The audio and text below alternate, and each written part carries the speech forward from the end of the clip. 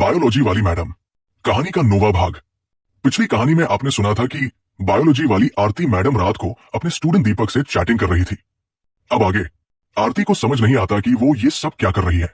वो लैपटॉप बंद कर देती है और रात भर अपने को कोसती है कि वो किस तरह एक स्टूडेंट के साथ चैट रही थी, इमेजिन कर रही थी।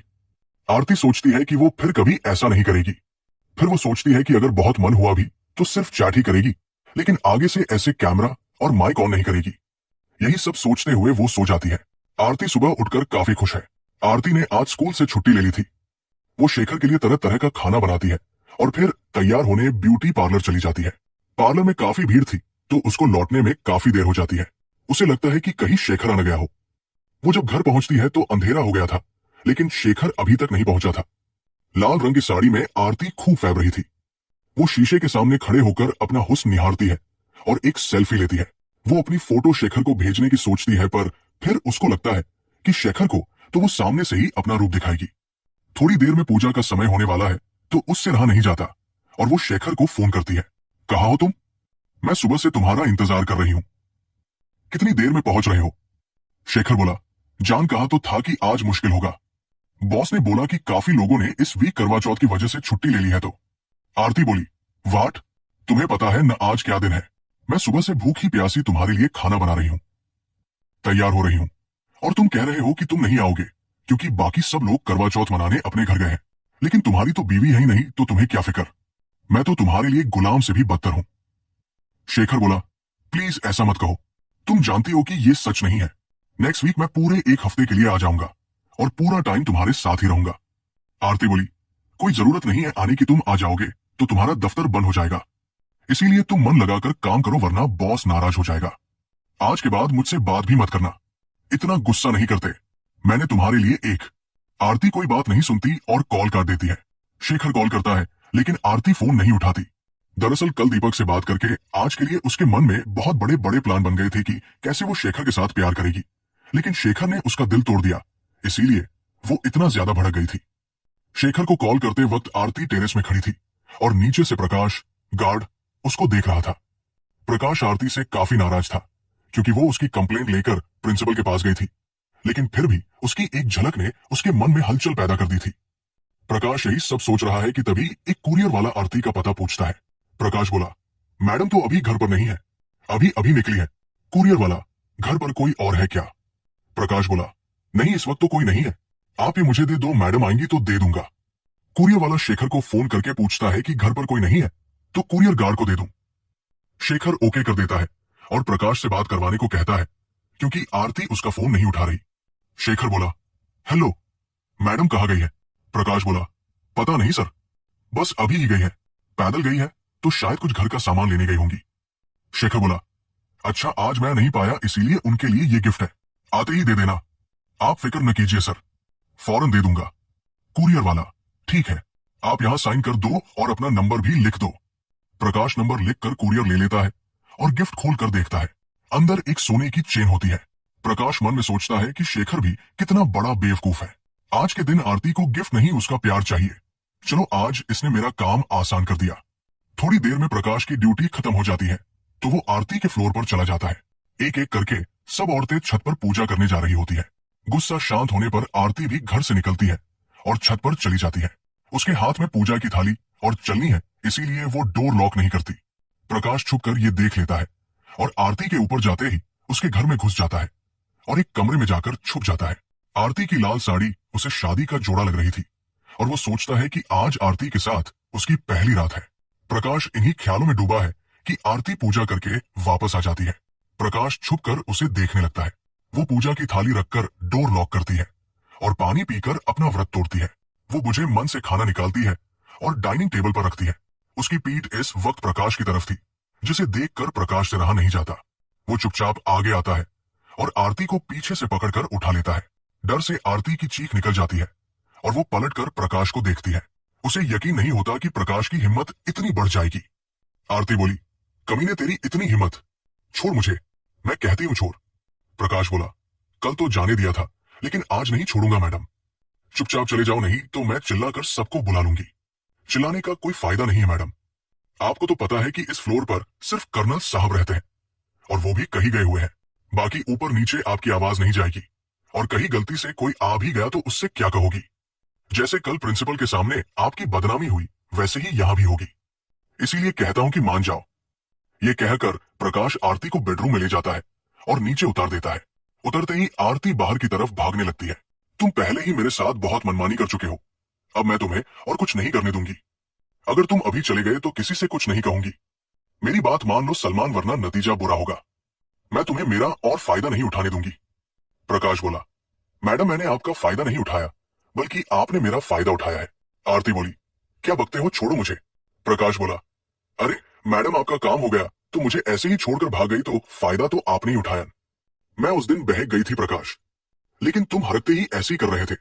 मेरी बात समझो, मैं ये सब बिल्कुल नहीं करना चाहती। नहीं प्रकाश प्लीज तुम जाओ यहां से, ये तुम बहुत गलत कर रहे हो। प्रकाश समझ जाता है कि आरती मंजिल के करीब है, इसीलिए ऐसा कर रही है, पर आज प्रकाश कल वाली गलती नहीं दोहराना चाहता। प्रकाश आरती को तरसता देखकर मुस्कुरा देता है। प्रकाश की ये मुस्कान आरती को जहर की तरह लगती है और वो अपनी सारी इच्छा शक्ति बटोरकर अपने को संभालने की कोशिश करती है। अब आरती को शेखर की याद आती है कि कैसे वो एक गैर मर्द से मिल रही थी और उसने शेखर को धोखा दिया है। आरती का मन ग्लानि से भर जाता है, लेकिन अभी उसके बदन में इतनी हिम्मत नहीं थी कि वो वहां से उठ सके। वही प्रकाश की खुशी का कोई ठिकाना नहीं रहता। तभी आरती भरे हुए गले से प्रकाश से कहती है, अब तो जाओ यहां से। चला जाऊंगा, पहले तुझे खाना तो खिला दूं, अपने हाथों से चल खाना खा ले। मुझे अब भूख नहीं है, तुम जाओ।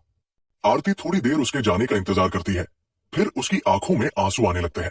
प्रकाश समझ जाता है कि आरती के अंदर की सती सावित्री जाग गई है। उसे पता है कि अगर उसको आगे भी आरती से मिलना है तो उसको पूरी तरह तोड़ना होगा। क्या हुआ मैडम? ये आंसू? आरती कुछ नहीं कहती, बस सुबकती रहती है। मैडम आप बताएंगी नहीं तो मुझे कैसे पता चलेगा? आरती बोली, छोड़ो मुझे। आज तुमने जो किया प्रकाश, वो बहुत गलत किया है। मैं तुम्हें कभी माफ नहीं करूंगी। प्रकाश बोला, मैडम इसमें क्या गलत किया? अब रोइए मत।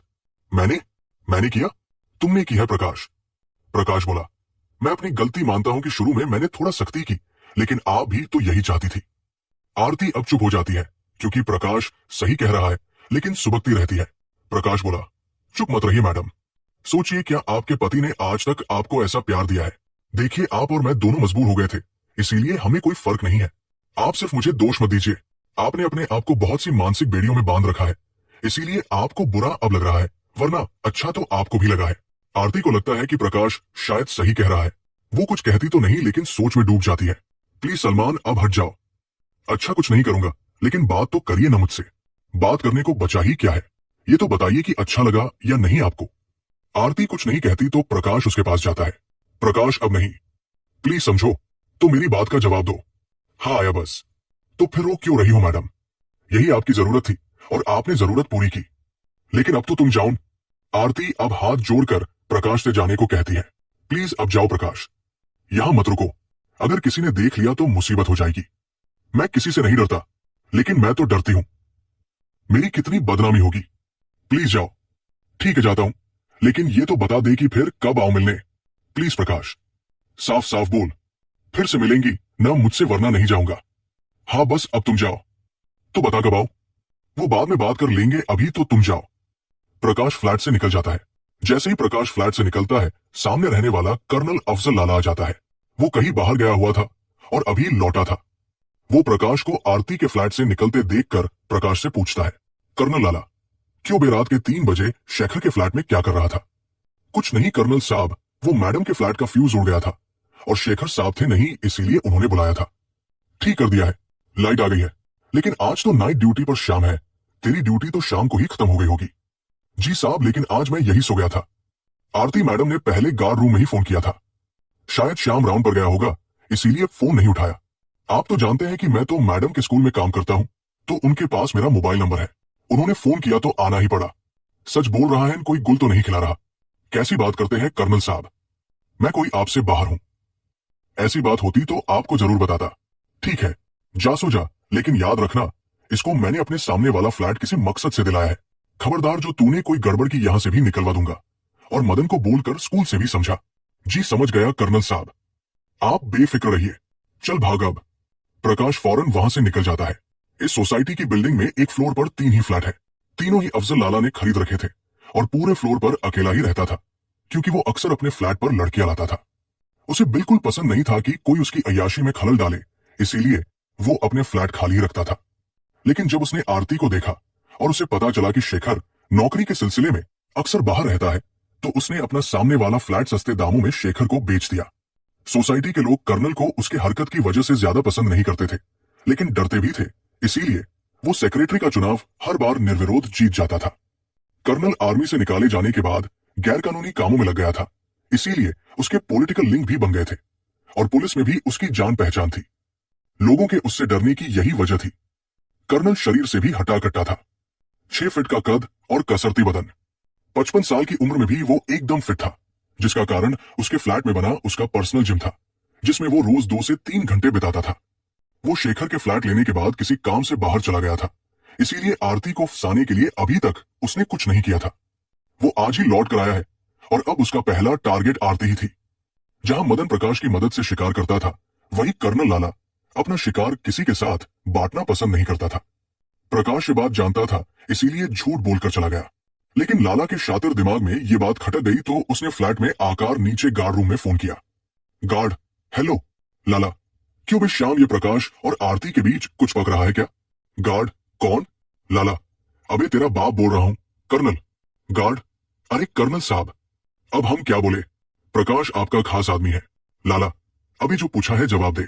गार्ड, अरे साहब, वो जब देखो तब अपनी ड्यूटी छोड़कर गायब हो जाता है। सब लोग उससे नाराज है, लेकिन आपकी वजह से कुछ नहीं कहते। लाला, अरे ये सब छोड़ और ये बता कि क्या वो अक्सर आरती मेम साहब के फ्लैट में जाता है क्या? गार्ड, नहीं साहब, ये तो हमको नहीं पता। हाँ, लेकिन मेम साहब कभी कभी उसको अपने पर्सनल काम बताती है तो वो करने जाता है, जैसे दवाई लाना या घर का कुछ सामान वगैरह। लाला, अच्छा ठीक है। लाला फोन रखकर वापस बाहर आता है और आरती के फ्लैट में झांक कर देखता है, लेकिन अंदर अंधेरा है तो उसको कुछ दिखता नहीं है। प्रकाश दरवाजा खुला छोड़ गया था और इसके बाद आरती इतना थक गई थी कि वो भी दरवाजा बंद करने नहीं आई। लाला अंदर जाने की सोचता है, पर फिर सोचता है कि जल्दीबाजी में काम बिगड़ सकता है। वो वापस अपने फ्लैट में चला जाता है। कहानी जारी रहेगी।